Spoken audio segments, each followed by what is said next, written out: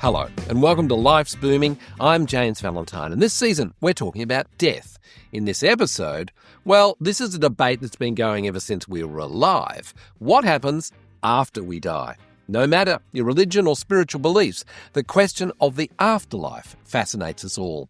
With the help of my guests, I'll explore everything we know or perhaps don't quite know about it from both a spiritual and scientific perspective. Bianca Nogrady is an award-winning science journalist and the author of The End, The Human Experience of Death. And Debbie Malone is a psychic medium who felt a spiritual awakening after a series of near-death experiences. Bianca, Debbie, welcome to Life's Booming. So, Debbie, this starts with you. You've had a lot of near-death experience. Yes, I have. I had one at 3 and 13 that I had another 2 in my early 20s, and then I had a miscarriage. And then I woke up and started seeing murders, and it was the backpacker murders was the first thing that I actually saw. What do you mean by see them? What do you mean? I was becoming a victim, and I was being attacked and murdered in visions and dreams. At the time, the backpacker murders was a really big thing on the news. And I just thought I was watching TV too much. And then I started to see things before they happened on the news. I used to work at Fairfax community newspapers, and I kept seeing all of these different visions. And I spoke to one of the journalists, and he said, why don't we do a story about you and just see what happens? And then it ended up Ivan Milat's girlfriend, Shalinda Hughes, contacted the newspaper and wanted to make contact. And I ended up consequently working on the case with the task force, right, for quite a few years. Right. I mean, I feel I'm automatically going to go a bit glib, but you mean they go, okay, so Debbie, what's happened? What can we expect this weekend? Yeah, and it's funny because it's not like that, and me being the skeptic, all I wanted to do was to shut it down. I didn't want to do have anything to do with it. I'd never had a reading. I didn't, have tarot cards or anything like that. And when it started to happen, at first, the police were quite sceptical, and I had to speak to a few different officers. And then they just said, just keep a diary. And so they said, don't think about what you see, just write it down, put a date down. And when I had enough information, I would send it through to them. I can't say that I have solved cases. It's more like I'm a profiler, so I can describe things. And the thing is, when it comes through, it can be the past, it can be the present, or it can be the future. So it's like pieces of a puzzle. It's almost like playing charades in a way. So you're hearing things and seeing things, and you got to try and work it out. So police weren't sceptical of this? Oh, some were. And I've had some challenging experiences with them, but I've had some incredible officers that I've worked with, during the time as well. And I just thought once I did something with the backpacker murders, it would all go away and I wouldn't have to deal with it anymore. I kind of thought that would be it. And by all go away, you mean the kind of visions you were having, or you were getting a sense of in this sense, are you someone who's seeing the future, or are you someone who's seeing glimpses of the afterlife or something like that? All of it. So the victims were coming to me, the 2 English girls were coming to me, and one of the visions was I could see somebody walking them into the forest, but I couldn't see who he was because I was seeing through his eyes. So they were walking away from me, and they were kind of pleading with me to help them. And then it would stop, and then I would get a wall full of Polaroid images. And then it ended up, most of the images on the Polaroids were of the other victims. But at the time, I didn't know. It was only later on when the case, became solved. And some of those faces still haven't been linked to the case. So I think there's so many more. Yeah. So going back to your near-death experiences, what did you see when that happened? What was your near-death experience? My most vivid one, when I was 34. I had to have a major operation, and I told the doctors that I was going to die, and they thought I was being stupid. And I said about the anaesthetic, and they didn't believe me. Anyway, when I went through, I woke up after the operation, and I was in a high dependency ward. They put me on a morphine drip, and I didn't know I was allergic to morphine. So they kept telling me to push the button. And when I did, I ended up having a lot of really horrible visions to start with. But then I went through to this beautiful place. It was like it was like a roller coaster. I love the night sky, and it was like I went up. I felt like I was an astronaut without a craft, and I just could see the universe, and I felt very calm. And then there was a lot of movement. The movie Contact for me is very close to my experience. And then I suddenly went into I would call it like a black hole, because I kind of feel like it was a vortex, and I got sucked into it. But then the movement was getting faster and faster. It's a bit like being on a roller coaster. And then I landed in this meadow, and everything seemed more colourful than it is here. And the stupid part about it, there was a privet hedge. I remember that. And it was about this tall. Right. And there's this little gate. And there was people in front of me and they all went ahead. And then there's people on the other side. And they all seemed so happy and, it just seemed so beautiful. And I felt so loved and peaceful. Then I got to my turn to go through the little gate and they said, no, you can't. And I'm a bit like, I'm not the person that pushes in at the deli line. So it's like, it's my turn. I want to go through. And they said, no, you can't turn around. So I turned around and it was like I was up in the sky and I could see it makes me cry nearly every time I talk about it. I could see down that my 1-year-old daughter was in my husband's arm. My 3-year-old son was beside him and my 7-year-old was there. And the two boys are saying, where's mummy? Where's mummy? And he said, mummy's not coming back. Mummy's in heaven now. And then suddenly I fell back down and I'm back into the hospital room and the nurse is shaking me and they're pulling the morphine drip out and she said, what are you doing? And I said, I'm going to the light. And she said, not on my shift. It's too much paperwork. Oh, the New South Wales Public Health System. It'll fix you up at any time. Bedside humour. When you did your book, Bianca, did you talk to people with near-death experience or did you cover that area? I did. I mean, the aim of my book was really to kind of explore right up to the moment of death, but not beyond, because I felt that my skills did not equip me to assess that in any kind of in any form.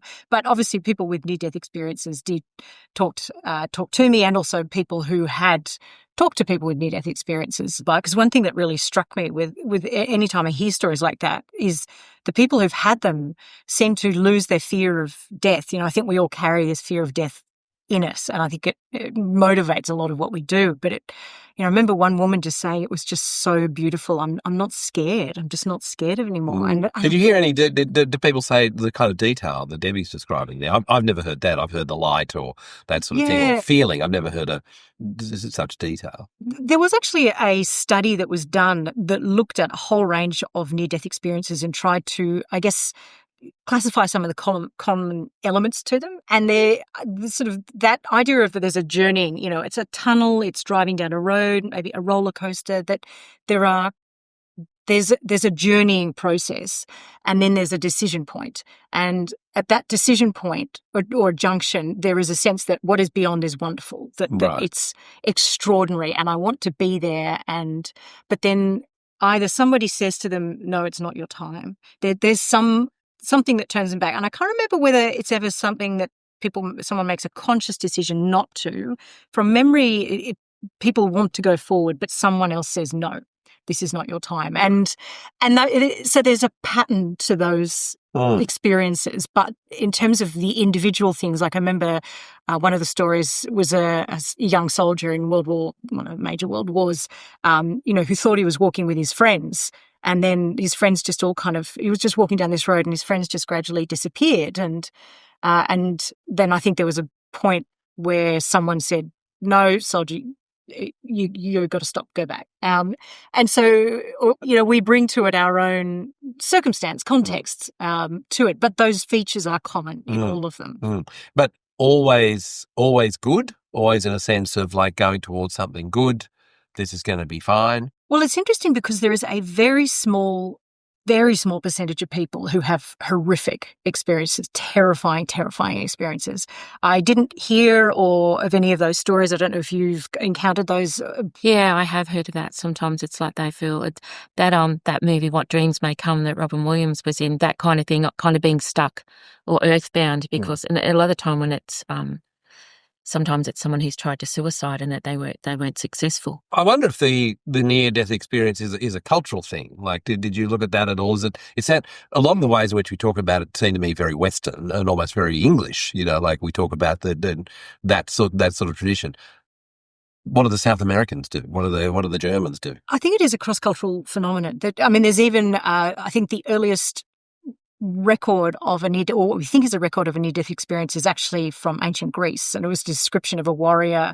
I don't know if there has been any kind of cross-cultural comparisons around near-death experiences. It would be really interesting, but I think what seems to come out is that it is very unique to that individual, what that experience is in terms of what form the journey takes.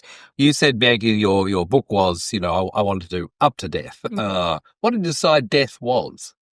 Well, that's a very good question, because we don't actually, the definition of death is contested.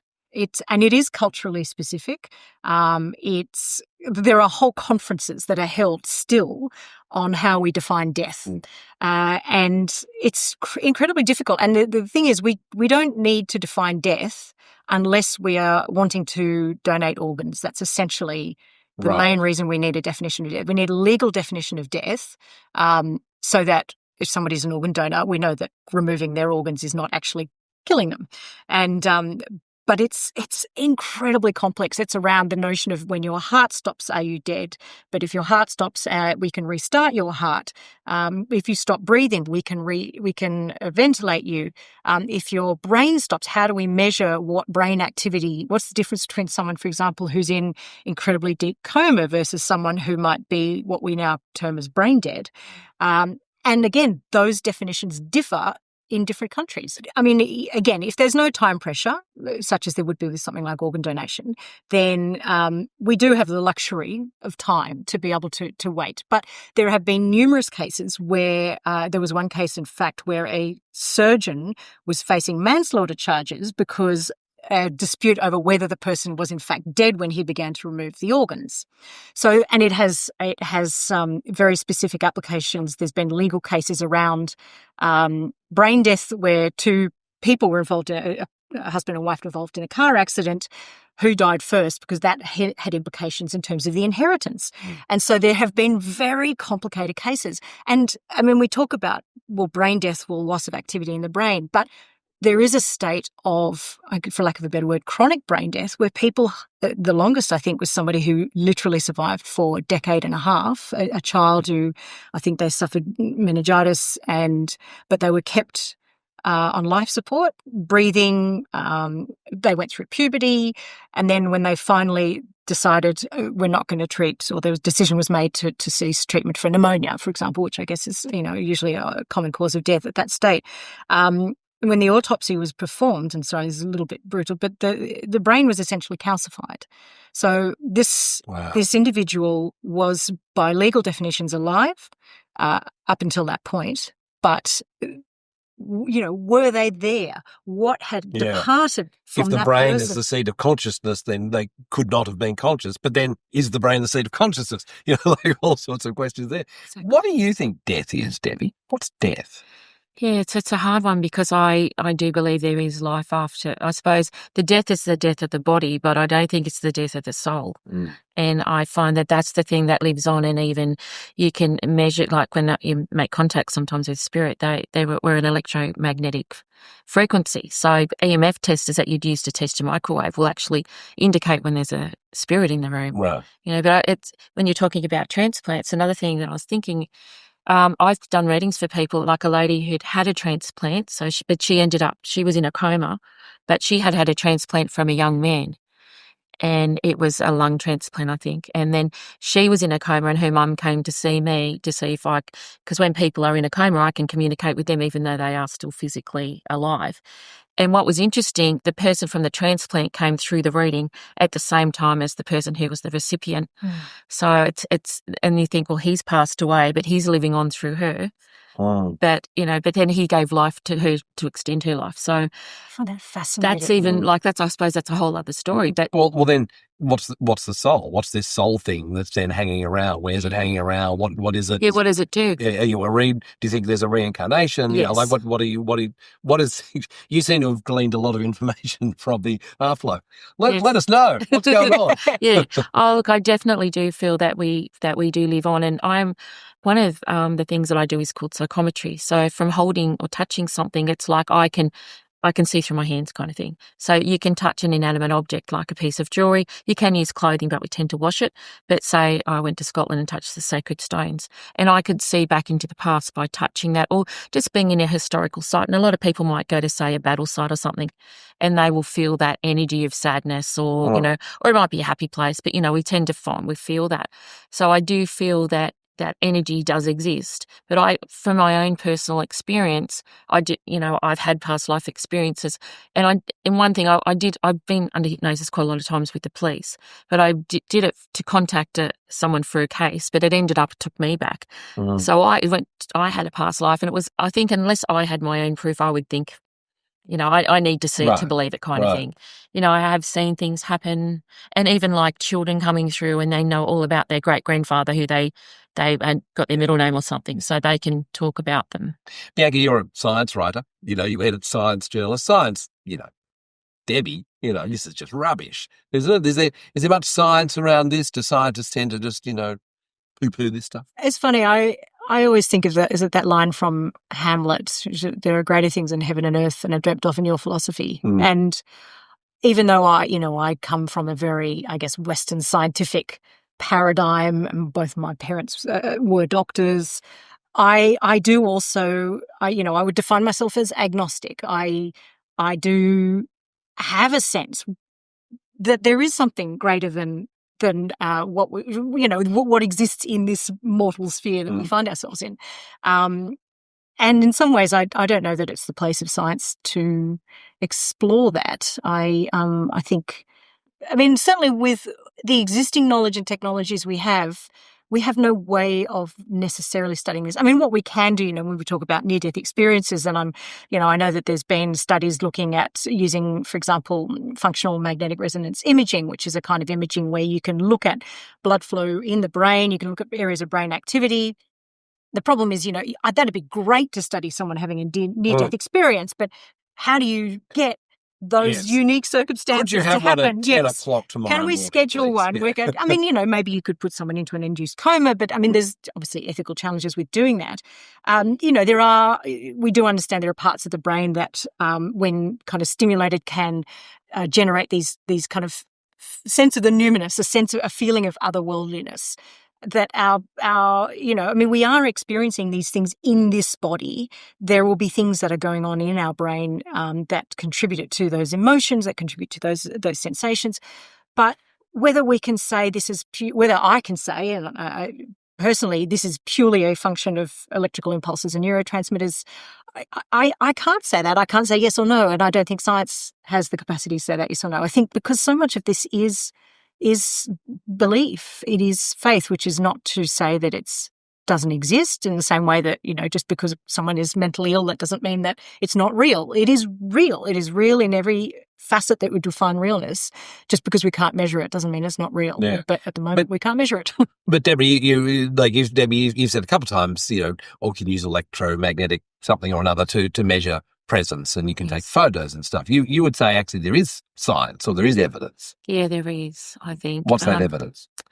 Yeah, well, getting the images. I think that's part of it, but I also see when some of it's the communication with the other side and the proof of what that person in spirit will come through and say that someone like myself wouldn't know, that I can relay that to someone, Give me an to example. a loved one. What happened?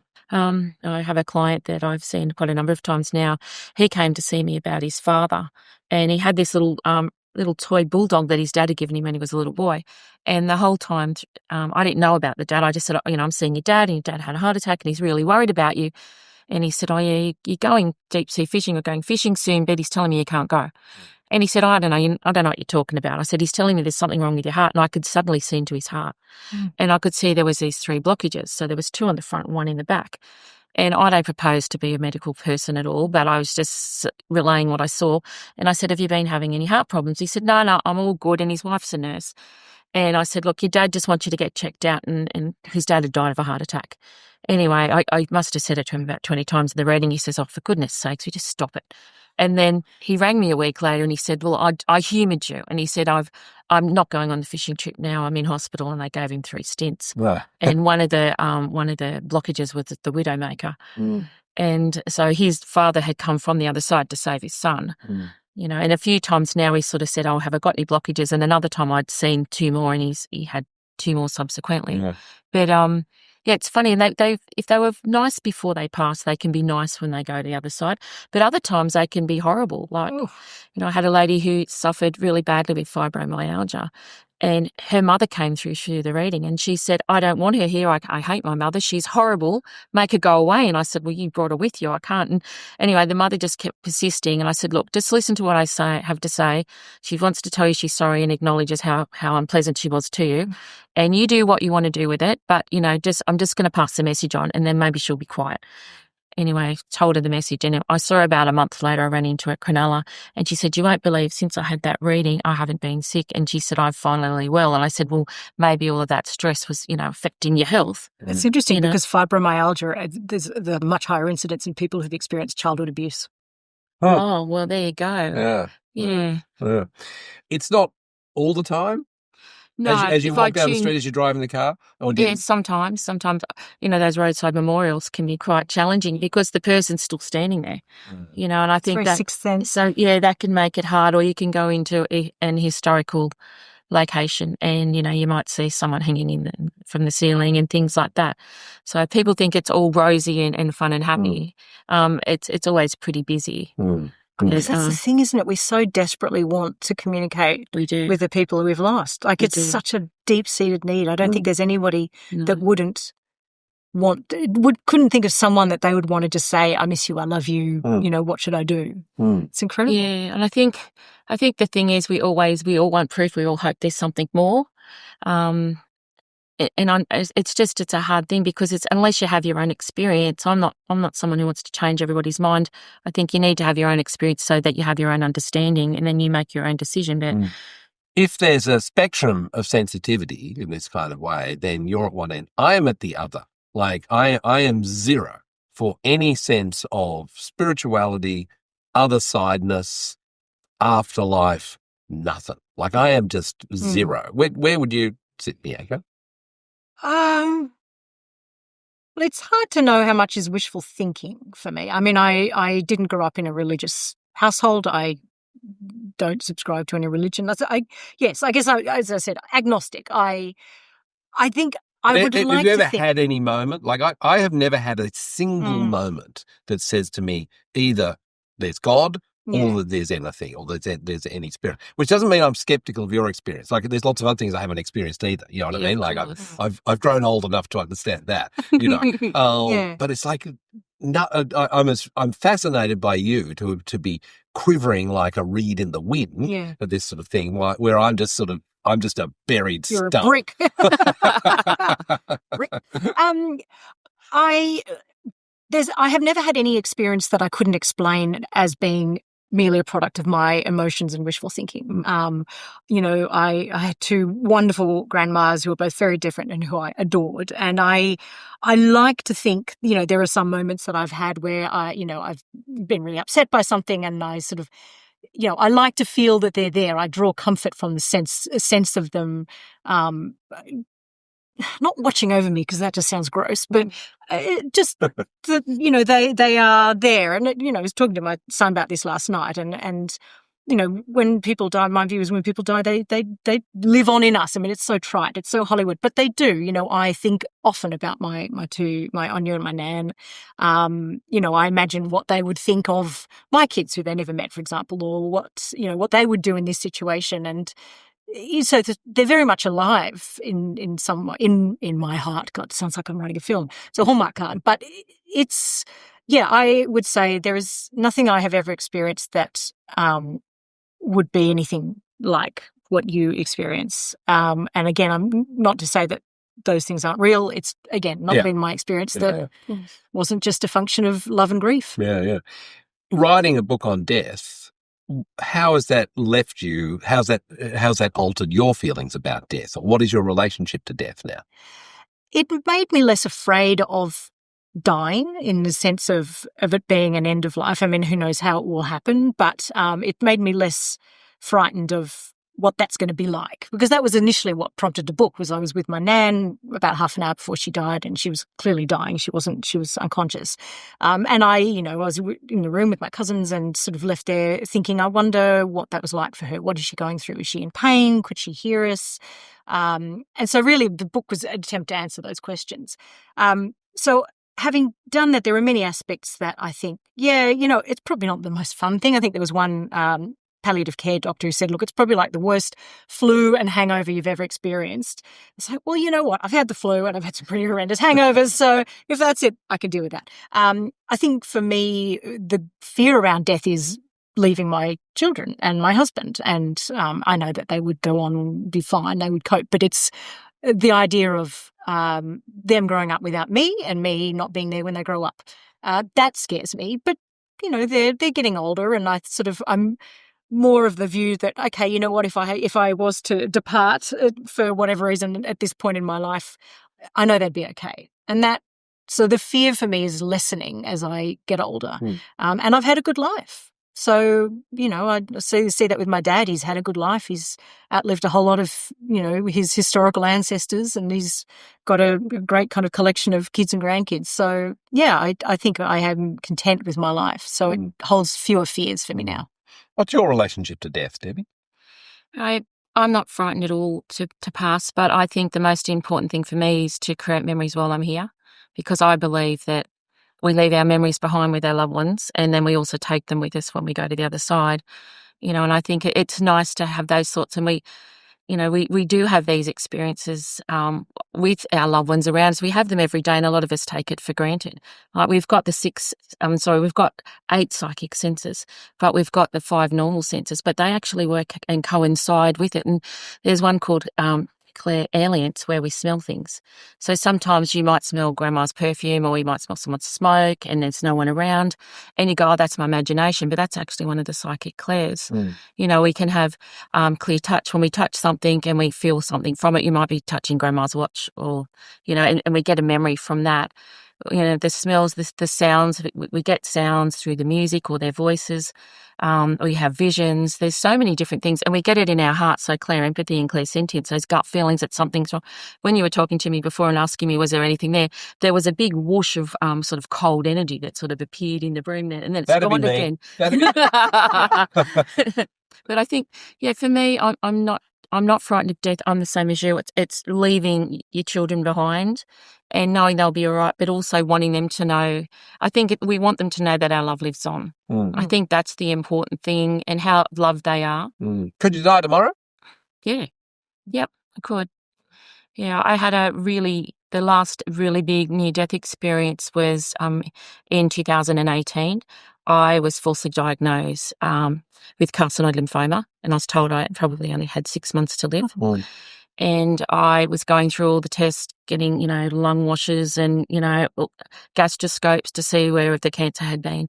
And then finally they gave me a PET scan, and I didn't know. I'm allergic to a lot of things. Anyway, I had the PET scan, had the injection, was fine. They stuck me in a dark room. Next thing you know, I felt myself coming out of the chair, went above the earth. And it was like, again, I was above the earth. So it seems to be, for me, that's part of the story. But then I felt these like angelic beings around me, and they kind of calmed me down, because I could feel my heart going. And because after the injection, I could feel the burning goes from my arm up into my brain. I felt my brain was on fire, went to my feet, and then came back. And I just thought, I'm going. And I just thought, this is it. And then a nurse came in, because they put me in a dark room, just left me. And then they rang the buzzer, no one came. Anyway, the nurse came in and said, are you all right? And I said, no. And she said, just drink this. And she walked off. And I was like, oh, okay. Then they put me in, and I had the CAT scan. And the guy because they'd rushed me in, so it was a late Friday night one. And the guy sort of had a go at me afterwards. And he says, well, that was a waste of time. You've wasted my time. And I was like, what? And he says, there's nothing wrong with you. What are you here for? And it was like, it was just really weird. And then he sort of turned everything off, and I had to find my way down 3 floors because I couldn't see properly because of the injection. And I was really sick for about 3 weeks and couldn't see properly. But then after that, it all came back normal. So I don't know what happened, but I'm pretty grateful for that. But yeah, but I figure I might only have 2 more goes like a cat, so I'm just going to make the most of what I've got. Yeah. Probably wise. Yeah, try and land on your paws. Yes, exactly. Probably best. What a fascinating conversation. I'm very hopeful that all of us, you know, are not going to die tomorrow or anywhere soon, but anytime soon. But, you know, fantastic to investigate all of this with you, and thank you so much for being part of Life's Booming. Thanks for having us. Thanks to our guests, Bianca Nogrady and Debbie Malone. You've been listening to Season 6 of Life's Booming, Dying to Know, brought to you by Australian Seniors. Please leave a review or tell someone about it. Head to seniors.com.au/podcast for more episodes. May your life and your afterlife be booming. I'm James Valentine.